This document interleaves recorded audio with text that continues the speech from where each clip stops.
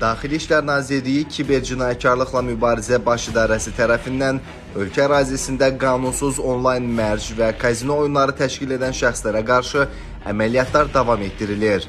Kiberpolisin həyata keçirdiyi növbəti tədbirlərlə saxlanılan Məhərrəm Quliyev, Sənan Fərziyev və Hikmət Həsənovun ölkə ərazisində fəaliyyəti qadağan olunan XBet, Mosbet və Wimpay platformaları vasitəsilə vətəndaşları qanunsuz mərc oyunlarına cəlb etdikləri müəyyən olunub.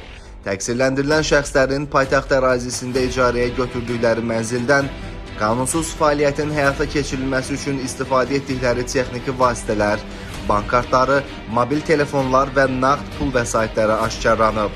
İstintaq zamanı müəyyən edilib ki, dəstə üzvləri qeyd olunan platformalar vasitəsilə əldə etdikləri külli miqdarda pul vəsaitini müxtəlif yollarla legallaşdırıblar. Mosbet və XBet kazino oyunları təşkil etmişik. Bir XBet və Mosbet oyunlarını təşkil etmişik.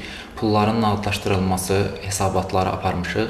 Faktla bağlı Baş İdarədə Cinayət Məcəlləsinin müvafiq maddələri ilə cinayət işi başlanılıb.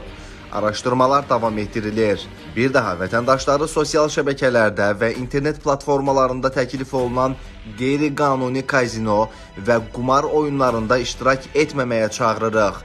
Belə qanunsuz oyunların təşkili və idarə olunması, eləcə də oyunçu qismində iştirak qanunvericiliyin tələblərinə uyğun olaraq hüquqi məsuliyyət yaradır.